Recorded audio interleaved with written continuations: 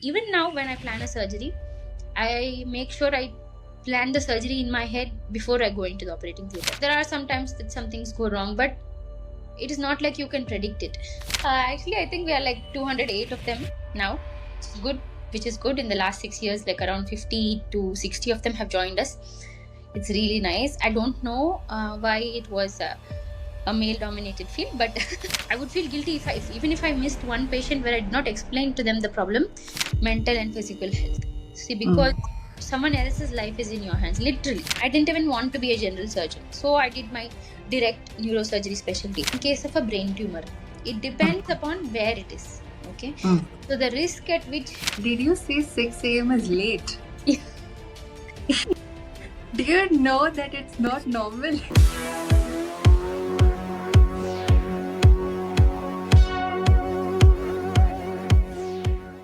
Hey guys, welcome back to our show. Today we have Dr. Chetna with us, a neurosurgeon. Hi Chetna. Hi, Kanchan. How are you? Thank you for doing this. Thank you too. I'm good. How are you? I'm good too. So, can you introduce yourself to our audience? Okay, I'm a neurosurgeon. I am one of the few women in India who are neurosurgeons. Actually, I think we are like 208 of them now. It's good, which is good. In the last 6 years, like around 50 to 60 of them have joined us. It's really nice. I don't know why it was a male-dominated field, but it's a good thing that women are also growing in this field. That's one important thing. About me, um, just like any other neurosurgeon, I have gone through my share of hardships. Even just as a doctor, to just become a doctor itself has been a fair share of hardships, but it's something I like to do. I like to romanticize. So it was never a scientific decision for me. I always wanted to be a doctor. I became a doctor. I wanted to be a neurosurgeon. I did everything that is required to be a neurosurgeon. So I like to romanticize things in life. So that's how I became one. But I have worked with you. Like, you have stood for long hours in the OT. Anything particularly you prepared yourself before entering the OT? Because I have seen you standing there without food, water, scrubbed in for long hours. Yes, so that is one thing we all prepare for as neurosurgeons. Other specialties I will not be able to speak about because it's not in my experience. But for neurosurgery, yes, there are surgeries that we have to stand for long hours. So it comes over a period of time. I feel like everything is like practice. Even like obviously in my first year of residency, I was not prepared for that. So it became like over the years. That is why the whole period of long years that you take to become a neurosurgeon itself.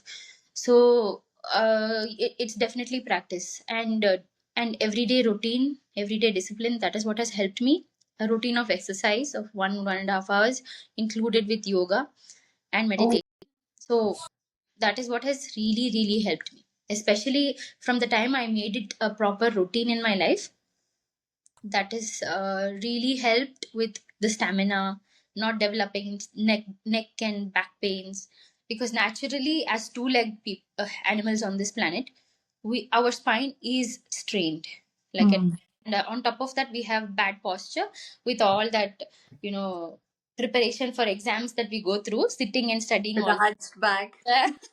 So we definitely come up with some sort of spine degeneration. And me being a spine surgeon myself, I know exactly which portions have to be given proper attention in order to, build that muscle to support your spine. So that has really helped. So, how does your daily routine look like? Okay. What do you do in a day apart from cutting bones and everything, playing with nerves? Yeah, so daily routine, I wake up around 6 now. That is actually late. Previously, like during residency time and when I used to work in an institute, I used to wake up way earlier, like One 4. second. Did you say 6 a.m. is late? Do you know that it's not normal? Yeah, but for me, now I'm feeling little lazy once I've become a consultant. But even during as a consultant in an institute also, I had to wake up early because of multiple surgeries that is scheduled throughout the day. We have to like work from morning to evening. There is no breaks. If you take a break, a patient is angry that they are waiting outside. It's also thing. Yeah, so my routine will start usually with wake up, freshen up, and then I usually do minimum of 40 minutes to 1 hour of yoga. My own routine I have built. It is not like anything that is taught in a yoga class or anything. I have practiced yoga from age of 7, and initially it was forced upon me by my father, but now I know importance of it because how it has helped. Along with that, I do some weight training also Oh, because wow. just very small weights so that I can build some muscle. And then I have some herbal tea, then breakfast, especially because some many times we skip lunch Mm. between surgeries. It's difficult to get a full meal. So morning breakfast is very important before you start the day because you don't know if you any surgery can get prolonged. And then go in. Actually, my highlight of the day is when I meet my patients because it's Oh, really nice. I mean, it's nice to meet my patients. I like to talk to them, know what is their problem, all that. For me, I so like to spend time with them. being a neurosurgeon, you do have patient interaction because you handle outpatient department as well, and you work in the operation theater also. So how do you juggle between all this? Yes. So content, I think, is like we neurosurgery. Many times people think you're just walking into theater, you're doing your surgeries, and that's it. No, Mm-hmm. practice Mm-hmm. surgeries also you have to know as the brain is a part of the entire body, brain and spine. So you have to know the entire person. They know, including their daily routine, what has contributed to their, for example, spine. What has contributed to their spine degeneration? What has happened? That is important because if you do not are not able to educate your patients on why it has led to that Mm-hmm. spine problems, especially, they won't understand. Like after one surgery, they'll come back for the next. So, so understanding and interacting with the patients is very important. That is one thing actually in my OPD.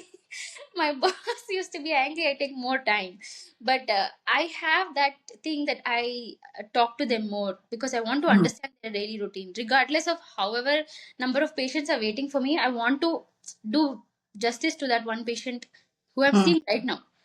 They have to Mm-hmm. understand. If they don't understand what is their problem, it is no point in your treating, right? On Because an average, how many patients do you see in a day? How many patients do you diagnose or treat in a day?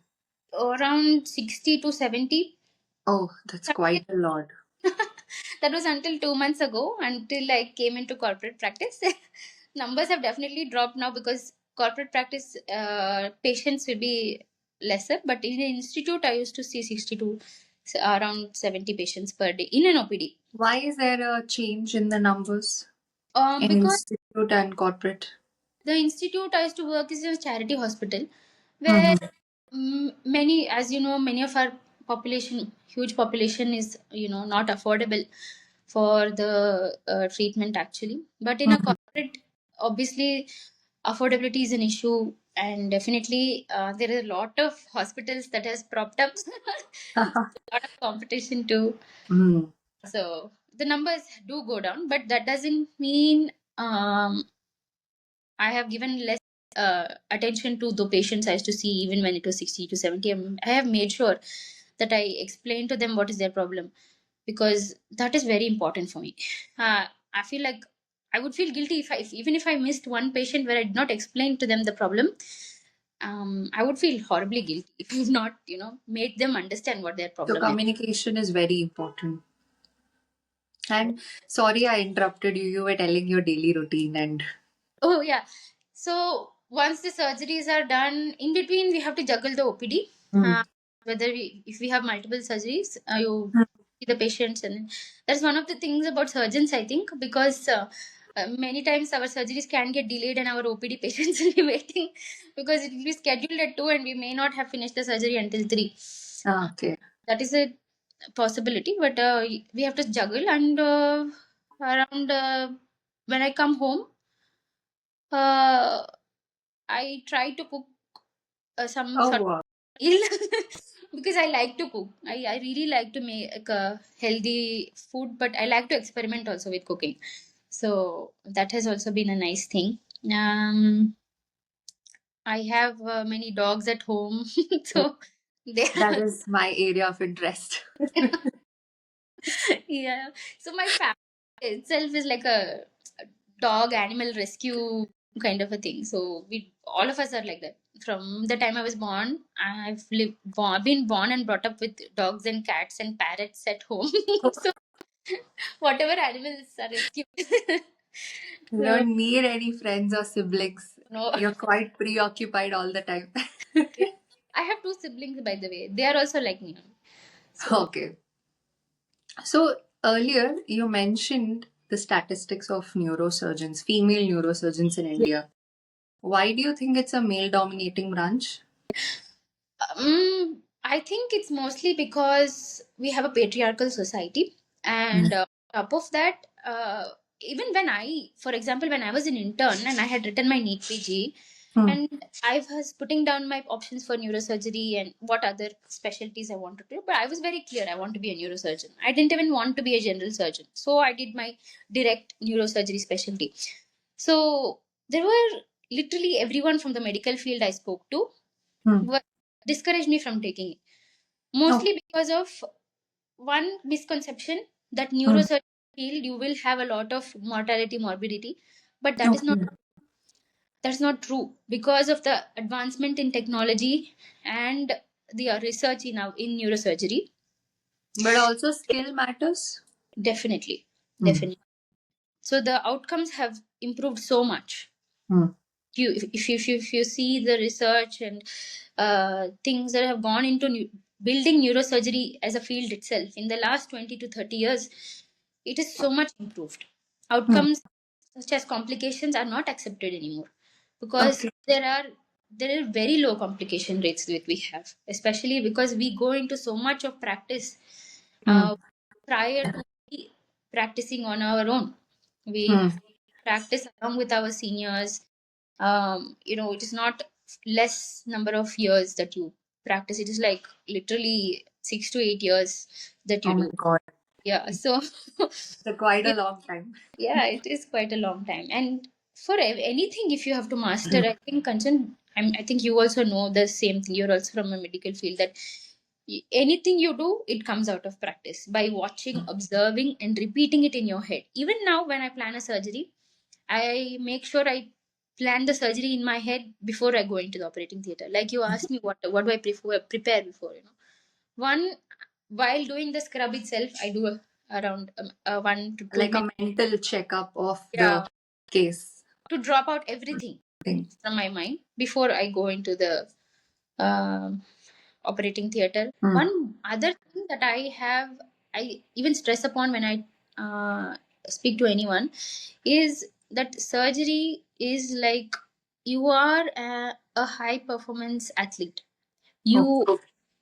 your mental health, physical health will contribute to your decision making and how you perform in the operating theater. Mm-hmm. I feel like your mental health and physical health has to be maintained in order for you to perform well in the theater. So whatever it is, you should be able to focus on what you are doing, and Hmm. that's very important. There are many times in the surgery that you feel like you are probably having a heart attack. but but yeah, you still have to have that thing that you should not go into a panic state. You cannot. It's not afford You cannot afford to do that. I mean, it's not like you never panicked in the OT. You would have. So I how did would you gather yourself? I did actually. This panic situation I think all of us have handled right from the time we went into clinicals, from the time we placed simple IV lines Hmm. to coming and do brain surgery. That is all like a level up, level up, level up, and everything required practice. So um, you just suck it up and do it. That's all is my thing because there's no, of course there are other times you can heal yourself, but at that point in time, Hmm. your the way you handle a crisis, is very Hmm. important. What are the most common complications that you have come across in most of your cases that you have operated? See, it varies from every case. But like I said, actually the complication rates have come down. Hmm. So even as a junior, or when I worked as a junior consultant, my complication rates were very low. I believe the complications can be prevented because uh, good preparation, Hmm. and definitely do not be afraid to ask for help. If you Okay. feel you, it is very very important that you know what is your limitation. Hmm. So when you are doing something, be prepared prior to it, that itself, unless it's an emergency, of course. But most emergency and trauma surgeries, most of us are trained even prior to just getting our degree as a neurosurgeon.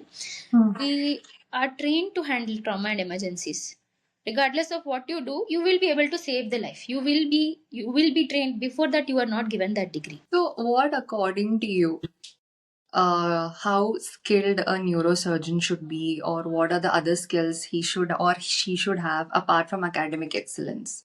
Yes. Like I said earlier, again, I bounce back to the same point that you practice Hmm. well ahead in time, before you go into practicing on your own. Second thing, mental and physical health. See, because Hmm. someone else's life is in your hands, literally. Literally, Hmm. someone else's life is in your hands. You need to have that physical and mental stamina, Hmm. ability to handle any crisis situation. You are the leader of that team when you're, Hmm. so you have to have practiced to be that, play that role prior to taking up that position itself. So I feel like I will bounce back to the same thing about mental and physical health, because that is what really helps you. You are a high performance athlete, regardless of, you know, uh, how funny it may sound to some people, but you are a high performance athlete. If you want to Hmm. perform well in the OT, you have to focus on your physical and mental health. So, given this scenario, like when you counsel patients, usually when somebody hears that they have to undergo a brain surgery or spine surgery, it's usually taken as a taboo that, oh my God, it's going to be very complicated. I might not come out alive. I might have severe complications later. In such situations, how do you convince your patients, or you just give in and go for conservative treatment? Okay. So the thing is, in case of, for example, I'll take examples, two or three examples. Sure. One is in case of a brain tumor. It depends upon where it is. Okay. Mm. So the risks involved in the surgery is Mm. usually on where the location of the tumor, what is the, finding on the MRI and everything. We have technology such as navigation and everything to guide us, Mm. ultrasound, navigation, all these to guide us into removing that tumor itself. Mm. Now, again, you have to make sure that you explain this communication part. I will stress on again, because your patient has to understand what he or she is going through. I am actually very much against this whole movie thing, where the son or the daughter-in-law or the daughter, they come and tell you, you don't tell my mother what is the problem, she will be very scared, we cannot Okay.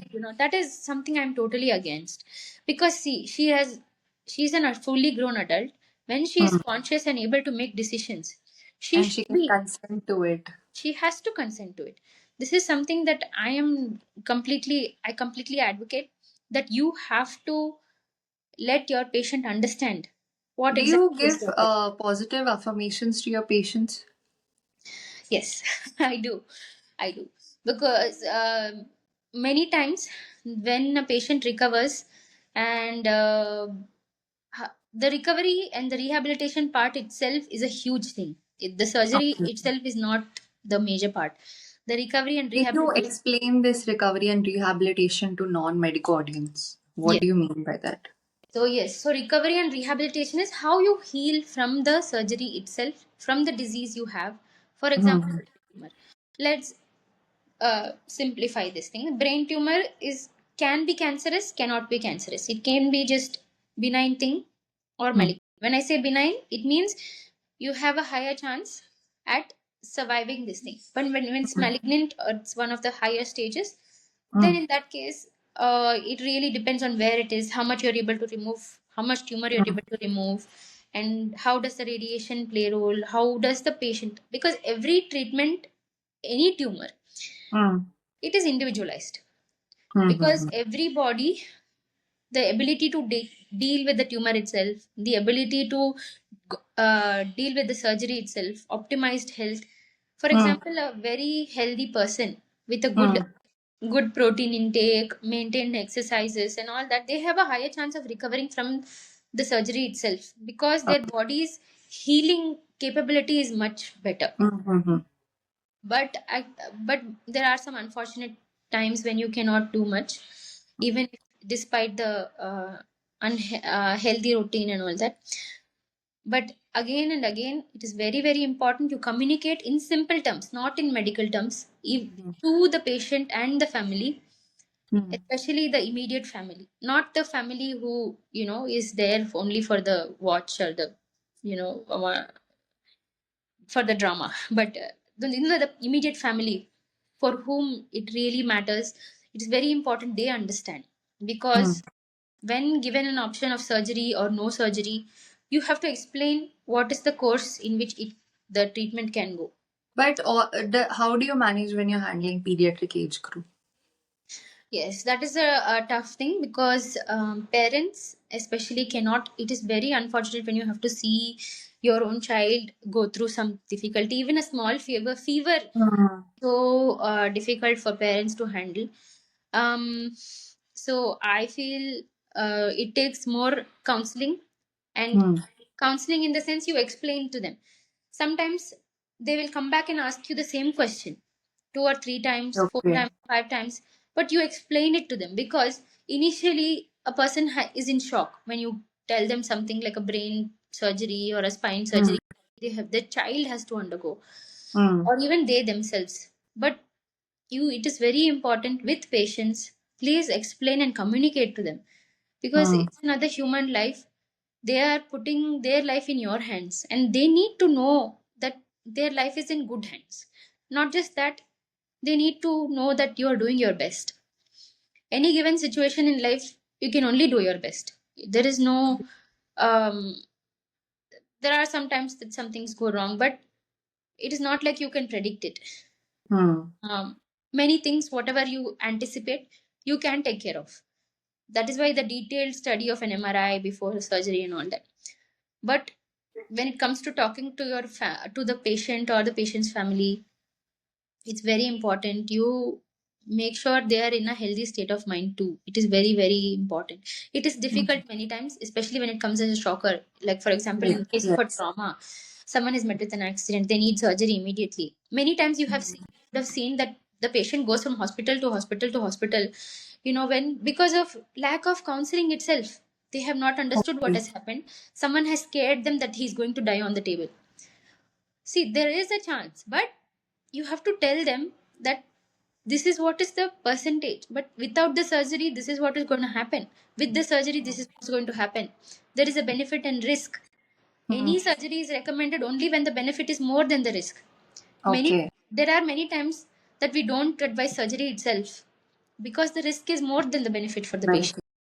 So that whole Proper risk, patience and communication is yes, required when you're counseling. I always mention about the risk and benefit ratio for every patient, because any surgery, even just taking one small BP medicine in the morning, you trust you that it controls your BP and take it.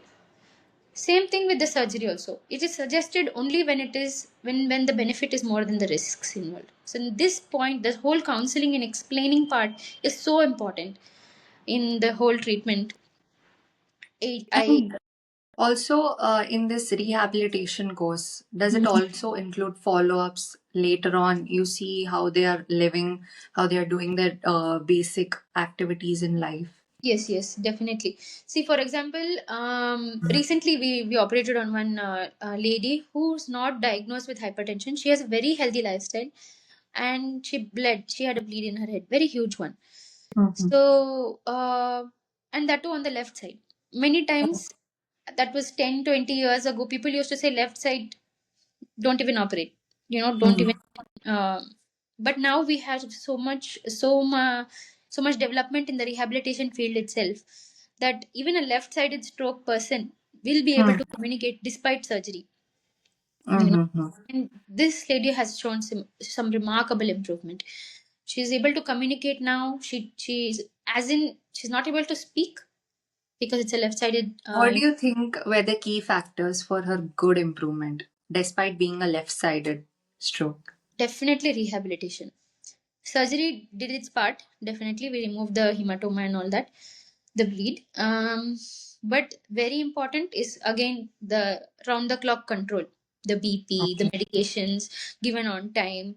Um, for a while, she was on feeding through the tube. Yeah, and then slowly bringing in the speech therapy, slowly bringing in the rehabilitation, going in for department physio where there is a level up of in the physio, especially preventing other infections such as bed Mm-hmm. sores, and all that is so important in just neurosurgery, especially taking care of the post operative. The post operative care itself is so important. Many times we face with places where patient may develop meningitis despite taking all precautions. In that case, you have to be able to diagnose it on time. So the whole thing, it's like a team effort. It's not just the neurosurgeon. It is the nurse taking care. It's the physiotherapist, definitely. It is your junior doctor who helps and monitors the patient. So everything. It's just the It's a whole. complete teamwork. It's a teamwork, definitely. And definitely anesthetist. We're so Thank you. dependent on the. I'm sorry. We're so dependent on you guys. Like, really, obviously. Nothing happens. So, often people usually confuse neurologists and neurosurgeons. Oh, yeah. We know that it's neurophysician and neurosurgeon, Yeah, but usually people are confuse between both the terms and both the branches. correct. How do Could you you do? just enlighten how different it is? Oh, yes. So, a neurophysician is someone who finishes their medicine training. Like, they are not trained to do surgeries. They diagnose and treat various other neurological disorders which are not manageable by surgery. Many times, Okay, there is an overlap in our management also. Neurologists and neurosurgeons will combine and work together. Uh, multidisciplinary action. Multidisciplinary, especially, for example, Parkinson's. In case Mm-hmm. of Parkinson's, initially the medical management goes on. Once the patient is not able to be treated with medicine, we go in for surgery, like deep brain stimulation. Many times, those kind of uh, tremor control, all that is so beautiful. Actually, the surgery is. I was just recalling in my head. If So not a neurosurgeon, what would you be? yeah. So in school, I had this thing of being a professional Bharatanatyam dancer. Oh, wow. Yeah, I wanted to be a professional dancer. I did train in Bharatanatyam for about 5 years, but I did not take my exam. The time that came for my dance exam was also the time I had to prepare for my boards. So I chose my boards over my dance. And yeah, so Yes, every kid's choice. yeah. But definitely no one forced me into it. It was always my choice. My family has always been so Very supportive, supportive. very supportive. Whatever I chose, they've always been very patient with all my exams that I keep taking. Which exam are you taking now? Kind of thing. Yeah, so. So you seem to be very fascinated by the job you do. So also, have you seen these movies talking randomly about memory loss and then randomly you play scenario and that person regains memory? So how foolish is all this? Can you just enlighten? Oh yes, that those kind of things really do crack me up. Because some very famous series I would have watched in medicine time prior to becoming a doctor. It was so fascinating at that time. Once I became a doctor, I cannot go back and watch those things because they seem so mind-boggling. It's just too funny. Like I cannot watch kind of a thing. But they're also making their effort in bringing awareness. So that's a good thing. But some things are very funny. Oh my god! Especially, I think these placement of endotracheal tubes. They just place some random tube and put some plasters. I nowadays I don't even try. I just go with the flow. Yeah, especially this tube that is connected with the plaster and stuck to the wall. It's so funny. And the way they extubate the patient, I'm Oh not yeah. even gonna try. So, have you ever thought that you'll go abroad to study? Like, how is it different abroad? The Okay. neurosurgery training. Okay. So I actually did my medicine abroad, and Oh wow! yeah, my Where? MBBS. My MBBS degree is not from it. St. Louis University in Baguio City, Philippines. So Oh, I studied my medicine there. When I was studying medicine, um, so the training they gave me is, I don't know how medicine is in India actually, how MBBS is here, but the medicine I studied there was like something that I'm proud I went through, but I don't want to go through again, because it's like, oh my god, it's like morning 7:30. You cannot be a single minute late, okay? Because your professor will overtake you and lock the door. That kind of thing. And every day we have like 2 semesters, and every semester has three major exams, and and we have class tests every day. We will have one or two subject class tests, and this is from 7:30 in the morning to 6 in the evening. I'm not exaggerating. And you have to study every day no matter what. So you will our professors used to encourage us to go and watch basketball games to support our university. We'll be sitting there in the side, just still studying, because we are making notes every day. This is the kind of training I've had, especially in internship. That is when I was inspired. I was inspired to become a neurosurgeon, because I was posted in neurosurgery for 15 days as an intern. And it was nothing scientific that made me decide to be a neurosurgeon. This neurosurgeon, after scrubbing, he told me, "Do you want to touch the brain?" And I did. I was so amazed by the. this reminds me of Derek and Meredith from Grey's Anatomy. If you have watched. I did long time ago. Don't particularly recall, but yeah, it was a fascinating series. Hmm. So also, how do you manage? People say that having personal time is a myth in neurosurgery. How do you have this work-life balance? Okay, so work-life balance is a little difficult.